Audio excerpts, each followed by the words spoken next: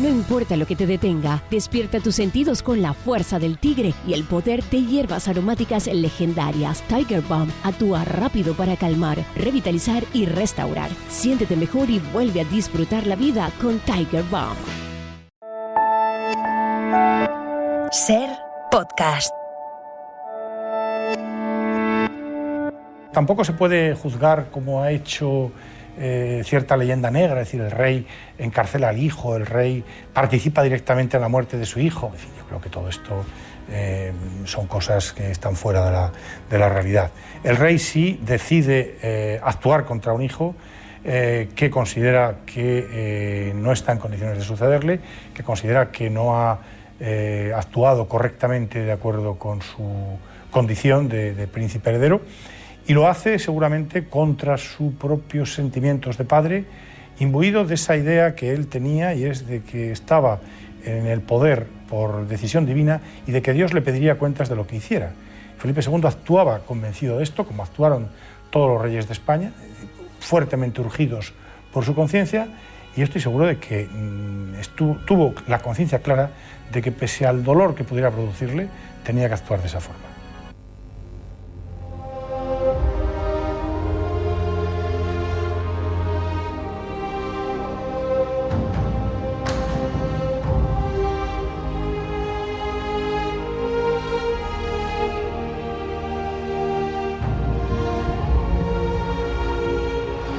Continuamos en Ser Historia.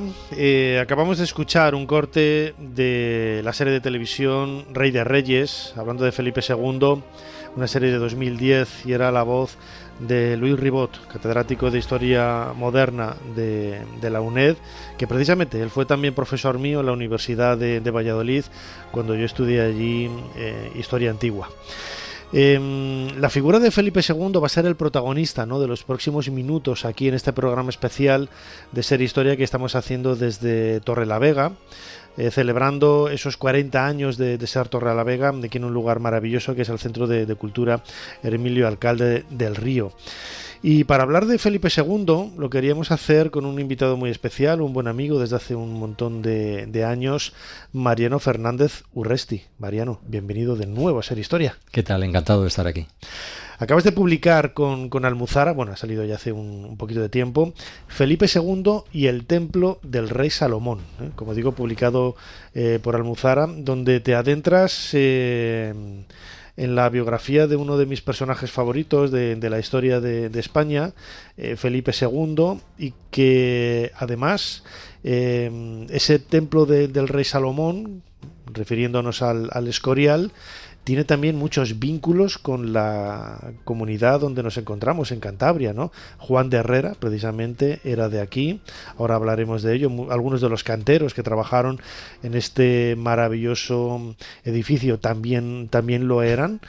Y todo ello alrededor de la figura de Felipe II, que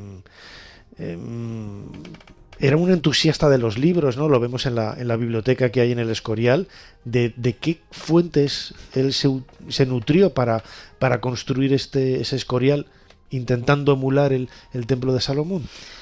Eso es lo que primero puede llamar la atención del título del libro que has mencionado, pero también de las propias ideas de este rey, que sí que podemos decir que fue el rey del mundo en un momento dado. Pensad que no solamente era rey de España, de América, sino que transitoriamente lo fue de Inglaterra, cuando estuvo casado durante un tiempo con María Tudor, también rey de Portugal durante el tiempo que duró la conquista española del Reino Luso. Pues bueno, tradicionalmente se dice que el Escorial nace como idea de conmemorar la batalla de San Quintín en 1557 sobre las tropas papales y francesas, y como se celebra, o tuvo lugar, el 10 de agosto, día de San Lorenzo, pues que la forma, el dibujo, el plano del monasterio guardaba relación con la parrilla sobre la que, según la leyenda, habían asado vivo al mártir cristiano. Pues no es así. Realmente la obsesión que tenía Felipe II con el templo de Salomón viene de muy atrás, viene de sus años ya de príncipe, cuando conoce a Juan de Herrera justamente en Valladolid, donde tú estudiaste. En 1548 hace Felipe II, siendo príncipe, lo que llamaron el felicísimo viaje. Un viaje que le llevó desde España hasta Flandes, donde estaba su padre, y en el tránsito, en las ciudades donde llegaban, eran recibidos con vítores y alusiones al rey Salomón. Lo mismo que su padre, Carlos V, pretendía ser el nuevo rey David. No es que pensaran ser reencarnaciones de esos reyes, sino que trataban de asumir, por una parte, la compleja herencia que les llevaba a ser reyes de Jerusalén, y por otra parte, a asumir, sí, el legado espiritual de lo que significaba el templo de Salomón. El Escorial, obviamente, nada tiene que ver arquitectónicamente con la descripción que se hace del templo de Salomón, pero sí como espíritu. El eje del mundo, el lugar donde, alrededor del cual se clavaba el compás y se distribuía el reino de Dios en la tierra, que él, Felipe II, encarnaba. Era el brazo armado, ¿no? Eso le llevaba incluso, naturalmente, a enfrentarse, si era preciso, con el Papa. Claro, es curioso, ¿no? El hecho de que encontramos en Carlos V, Carlos I de España, V de Alemania y su hijo Felipe II, el hecho de esos vínculos que tenían con una tradición ancestral, ¿no? Carlos V se emulaba, ¿no?, a la figura de Hércules, por ejemplo, y Felipe II, yo conozco un árbol genealógico que lo hace descender del mismísimo Osiris, ¿no? Es una cosa muy, muy loca, ¿no? Ya en el siglo XVI había esta egiptomanía, tenía que salir Egipto sí o sí en el programa, ¿no? Siempre lo tenemos que colar de como sea. Pero lo llamativo de todo es ¿no?, esa idea de recrear, ¿no?, de emular el templo de Salomón. Claro, un templo de una tradición judía muy clara. Y Jesús iba a decir, Felipe, que era su católica y real majestad, el látigo contra los judíos, contra los herejes, contra cualquier religión que se saliera del catolicismo más ortodoxo, llama la atención, ¿no? Que quiera recrear un monumento judío, aunque sea desde el punto de vista espiritual, en el Escorial, ¿no? Quizás porque él sabía que Jesús era judío, no era cristiano, ¿no? También yo muchas veces he pensado, me he planteado esa idea, ¿no?, de que Jesús era judío y él lo supo ver y bueno, vamos a copiar un poco de aquí, ¿no? Pues es realmente curioso, porque estamos en el siglo XVI, en una Europa zarandeada por dos grandes movimientos, el humanismo por una parte y el protestantismo por otra. En medio, una iglesia empobrecida, culturalmente también muy pobre, que vendía indulgencias, los clérigos, y tratan de rearmarse contra esos enemigos nuevos, que son los protestantes, con el Concilio de Trento, que trata de llamar a la devoción a los cristianos con los pasos procesionales de Semana Santa, que todavía hoy existen, con la devoción por las reliquias. Hay 7.422 reliquias en el Escorial. Y en ese contexto sorprende que, en efecto, esa sede espiritual de ese mundo de contrarreforma que es el Escorial esté inspirado de alguna manera, aunque sea metafóricamente o espiritualmente, en el Escorial, en el Templo de Salomón. Y es que si uno accede al así llamado Patio de los Reyes del Escorial, se va a encontrar con 6 enormes estatuas de Juan Bautista Monegro, que representan a otros tantos reyes judíos que tuvieron que ver con la construcción del templo, o bien contra la erradicación de los cultos, digamos, paganos, ¿no? Y en el centro de esas 2 estatuas, de esas 6 estatuas, están lógicamente los dos que estamos imaginando que voy a decir, David y Salomón. Y bajo los pies de ellos había unas cartelas, unas inscripciones, hoy hay otras, no son las originales, que escribió en su momento y desaparecieron Benito Arias Montano, que fue uno de los miembros de ese círculo mágico que tenía a su alrededor Felipe II, junto con Juan de Herrera, por ejemplo, que hemos mencionado. Sí, el bibliotecario del Escorial, Arias Montano, otro personaje al que ya dedicamos un cronovisor aquí en Ser Historia, junto con Jesús Callejo.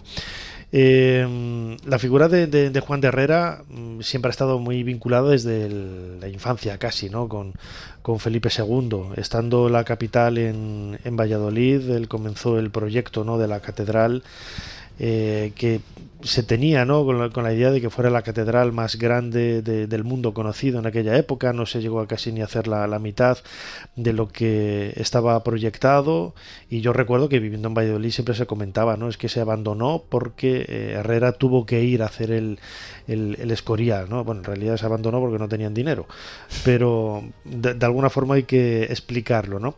Pero sí que es cierto que el Escorial es quizás la carta de presentación, una de las obras más grandiosas jamás hechas, y de la mano de un cántabro como Juan de Herrera, ¿no? Hablamos del edificio civil más grande de España, 4.000 estancias, 45.000 libros, 50.000 códices y las 7.422 reliquias que he mencionado antes.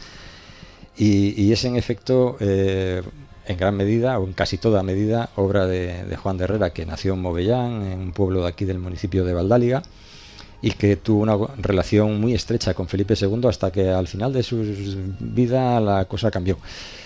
¿Qué no cambió con Felipe II? Debe ser un tipo raro. Pero los dos eran grandes apasionados de la ciencia, los dos eran grandes apasionados de las matemáticas. Felipe II crea la primera academia de matemáticas de España, y el primer presidente es Juan de Herrera.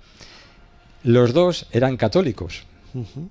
Juan de Herrera, además, como el propio rey, y paralelamente era un amante del esoterismo. Se dice que en su biblioteca tenía alrededor de 700 y pico libros dedicados al esoterismo, a las ciencias ocultas, y el rey unos 200 y pico.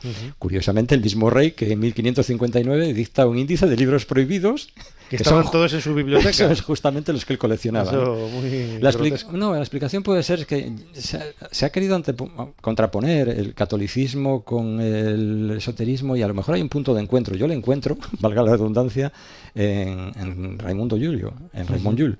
Ese esoterismo cristiano que después pues encontramos en Pico de la Mirándola o en Marsilio Ficino en el Renacimiento, está aquí, es representado por Juan de Herrera, ¿no? Que nunca fue nombrado realmente arquitecto. Tenía un cargo ambiguo, aposentador real, algo que fue también Diego Velázquez. Velázquez, el pintor, lo fue del nieto de Felipe II, de Felipe IV. Y yo no sé si exactamente el título era lo correcto, porque yo más bien diría que fue algo así como el mago de cabecera de Felipe II, Juan de Herrera. Sí, porque Felipe II, lo comentabas ahora, en su biblioteca del Escorial hay un montón de libros que tienen ese perfil, ¿no? Quizás menos católico y más pagano, ¿no? En el sentido de que son obras que hacen referencia muy clara al mundo de la magia, incluso de la quiromancia. Hay libros de lo más bizarro, ¿no? Que no esperaríamos encontrar en la biblioteca de su católica y real majestad, ¿no? Sí, y cuando uno entra en el Escorial, en la basílica, y alza la mirada, hay una representación, unos frescos de Luca Cambiaso, donde sorprende ver a Jesús y a Dios sobre una piedra cúbica. Juan de Herrera escribió el Tratado de la Forma Cúbica, y algunos han vinculado esas ideas a una metáfora que se utiliza en la masonería a propósito de pulir la piedra cúbica. Como una metáfora de transformación interior. La piedra cúbica es algo que no encontramos ordinariamente en la naturaleza, sino que ha de ser esa irregularidad de la piedra pulida. Y qué curioso que encontremos esto en el Escorial, ¿no? La decoración del Escorial, la decoración herreriana, está basada en la proporción, en la medida, en el número, en la simetría, más allá de esos caprichosas pirámides sobre las cuales reposan inestablemente unas bolas, ¿no? Pero lo cierto es que esa idea de que se puede llegar a Dios a través de la ciencia, a través de la matemática, ya era algo sabido. Bernardo de Claraval, en el siglo XII, el gran impulsor de la orden del temple y del arte gótico, decía que Dios es altura, anchura, longitud y profundidad. Y en uno de los frescos que hay en la biblioteca del Escorial, un programa iconográfico que diseñó Benito Arias Montano, hay una representación de, claro, el rey Salomón y la reina de Saba. Sobre un paño que cubre la mesa hay una representación de unas letras en hebreo, que es una cita del libro de la sabiduría de la Biblia, donde se dice también: tú que lo creaste todo con peso, número y medida. Parece como que hay un juego esotérico en el Escorial y en las formas del Escorial y en las proporciones nada casuales de su construcción. Claro, cuando hablamos de arte, y sobre todo en esta época, ¿no? Que antes con Pilar hablábamos de esos códigos que se han perdido, ¿no? De la prehistoria, pero muchas veces echamos la vista atrás al Renacimiento, al Barroco, y vemos una serie de elementos en el arte que nos parecen raros, ¿no? Y decir, no, es que eso es un símbolo esotérico, ya como que lo desestimamos, ¿no? Y decimos una tontería. Y no, era algo totalmente a la orden del día, ¿no? Este tipo de códigos secretos que había en los cuadros, que apareciera un conde, un marqués, quien fuera, un rey, un noble con un escudo determinado, con una capa determinada, blandiendo un arma determinada, etcétera. Todo tenía su significado, todo tenía su valor, y había que leerlo y había que interpretarlo, ¿no? Y Juan de Herrera pertenecía precisamente a un grupo, ¿no? de este tipo, que jugaba mucho con esta lectura doble, ¿no? De muchas cosas, ¿no? Sí, ya te digo que entonces era corriente que en las cortes europeas de la época hubiera un círculo de asesores, como ahora los tienen los políticos, que te asesoran pues el color de la corbata en el debate televisivo. Allí había otros asesores de este tipo de perfil, ¿no? De personas que te podían orientar, estrelleros, zauríes. Bueno, Felipe II le hicieron, al menos que se sepa, 5 horóscopos o cartas astrales. O el de Matías Jaco es el que calculó el más famoso de todos ellos, y Felipe II los tenía, estos, sobre todo este que te digo, como libro de cabecera casi. Incluso se comportaba o tomaba decisiones de acuerdo a lo que se le había dicho en ese horóscopo. Que era muy raro, que sí, lo he dicho yo. Sí, era muy raro. Muy raro. Y a propósito de los mensajes ocultos en determinados libros, bueno, pues como anécdota, si entran en la basílica del monasterio, no sé si es la primera o segunda capilla, no lo recuerdo, hay un cuadro de Sánchez Coello donde se representa a San Agustín llevando en la mano la maqueta del Escorial. Junto a él están San Jerónimo. Los Jerónimos fueron los que tuvieron la custodia del lugar en su momento, y un niño Jesús, y ahí viene la simbología, que señala al suelo un círculo, un agujero. Da la impresión de que San Agustín va a colocar la maqueta del monasterio sobre ese agujero en el suelo, y hay toda una leyenda, y en fin, a propósito de la boca del infierno. Dicen que el Escorial fue elegido el lugar porque allí había una entrada al infierno, y que Felipe II trató de sellarla con esta obra, con esta magnífica construcción, ¿no? A mí esa teoría sí me ha parecido un poco rara, porque si quieres sellar la alcantarilla que te lleva al infierno, yo no me pongo la cama arriba. O sea, yo no me pongo a vivir arriba, a dormir arriba. Pero si recordamos el modo y manera en el que se produce la muerte del rey, pues a lo mejor todo guarda más sentido, porque fue una muerte muy dolorosa, muy prolongada en el tiempo, fueron 53 días de dolorosa agonía, en la que él se hace rodear, el rey, de algunas de esas reliquias que dicen los cronistas que besaba con ojos y boca, y además de cuadros de un pintor verdaderamente extraño, porque todos pensaríamos que un hombre católico machamartillo como era Felipe II, pues traería a su presencia, yo que sé, un descendimiento de Tiziano. Pues no, hace traer a su presencia cuadros del Bosco, el Jardín de las Delicias, el Carrodeno, donde se representa un mundo totalmente onírico, parece traído de un viaje alucinógeno. Y además se dice que el Bosco pertenecía a una suerte de sociedad o desviación cristiana, los adamitas, que tenían en especial adoración a Adán y todo lo que Adán representaba, es decir, la desnudez, el comportamiento sexual desinhibido en aquellos tiempos buenos del Jardín del Edén. Es un personaje muy, muy llamativo, ¿no? La figura de Felipe II por esos contrastes, ¿no? Ya para ir acabando, Mariano Fernández Urresti, autor de este libro Felipe II y el templo del rey Salomón. Bueno, yo en su momento no me adentré mucho en la vida de Felipe II para estudiar a la princesa de Éboli, Ana de Mendoza. Y claro, yo leí muchos libros, ¿no? Y claro, había cosas que a mí me parecían, es cierto que Felipe II es muy raro, pero había cosas que a mí, digo, es que no tiene ni pies ni cabeza, ¿no? También corremos el peligro, ¿no? Del mismo modo que hay que reconocer ese lenguaje oculto que hay en el arte, en la pintura, en la escultura, de algunos artistas que resuelven una serie de temas de una forma determinada u otra y tal. También es cierto que se ha, se ha especulado mucho y se ha exagerado mucho, ¿no? Sí, la gracia de todo esto es cuando en lugar de leer algunas de estas obras, lees a los propios cronistas de la época. Por ejemplo, Fray José de Sigüenza, que fue el segundo bibliotecario del monasterio, después de Benito Arias Montano, hace una crónica de cómo se construyó el monasterio y de gran medida la vida del propio rey. Y es que ahí también te encuentras cosas ciertamente asombrosas, ¿no? Él cuenta cómo se eligió el lugar en aquella zona de la Sierra del Guadarrama para construir el monasterio y se creó una comisión de expertos entre los que había, perfectamente podemos imaginar a estrelleros de esta zahoríes, yo qué sé. Y en el momento en que deciden que ese es el lugar el más idóneo, cuenta Fray José de Sigüenza que se alzó un enorme vendaval y ellos interpretaron que el maligno se mostraba su disconformidad de aquella manera. De modo que si lees a los propios cronistas, entiendes que después haya podido suscitar esas dudas. Exactamente. Y hay muchas cosas que he comentado, pues las cuentan los propios cronistas, ¿no? Sobre todo Fray José de Sigüenza te ofrece detalles, el famoso perro negro, ¿no? Que vaga entre las obras durante la obra del Escorial y que algunos interpretan, algunos obreros llegan a interpretar que era la presencia del diablo, y cómo Fray Antonio de Villacastín, que era el maestro de obras, decide colgar al perro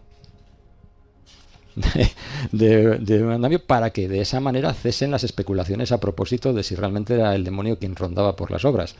O el paso de un cometa en 1577 es interpretado de todas las maneras negativas imaginables. El incendio de la torre de la botica, que según miras desde la lonja, la fachada del monasterio, la de la derecha, pues también se piensa que todo esto es una maldición, en fin. Y el taller alquímico, ¿no? Sí, eso sí que parece que está probado, ¿no? Que estuvo allí, que piensas que hacían allí todos esos químicos, ¿no? Haciendo ahí pociones ahí raras, ¿no? Claro. Tenemos que pensar un poco en si ello. A todo eso añades, pues cosas como tú bien sabes, asesinatos de Estado, si tuvo o no tuvo arte o parte Felipe II en la muerte de Juan de Escobedo, o qué papel jugó en la trama de Antonio Pérez, o qué jugó o no jugó con la princesa de Éboli, pues tenemos un personaje fascinante que para sus adversarios del norte era el demonio del mediodía, es decir, el demonio del sur, y para los suyos, sus adeptos, era el rey prudente. Desde luego, y es una pena porque invito a los que nos están escuchando que me digan cuántas películas se han hecho de Felipe II. Ni una, se nos tenía que caer la cara de vergüenza. Y no, pero bueno, como es español, pues pasa desapercibido. En cambio de Enrique VIII y de otros que me parece muy bien, son totalmente válidos, ¿no? Cada uno en su país pues va defendiendo sus cosas, ¿no? Pero aquí, como somos tontos del bote, pues no hacemos nada al respecto. Y es un personaje que, más allá de su locura y del contexto histórico en el que vive, pues a mí me parece uno de los grandes protagonistas para entender la historia de España en la actualidad, ¿no? Estamos en el siglo XVI y fue todo un personaje, ¿no? En su imperio, no era emperador, pero vamos, ahí sí que realmente casi no se ponía el sol nunca de la importancia que tenían todas sus tierras, tanto en este continente como en otros. Felipe II y el templo del rey Salomón es el nuevo trabajo de Mariano Fernández Urresti, publicado por Almuzara. Mariano, como siempre, muchísimas gracias por habernos ayudado a hacer un poquito más de historia. Muchísimas gracias a ti. Un abrazo.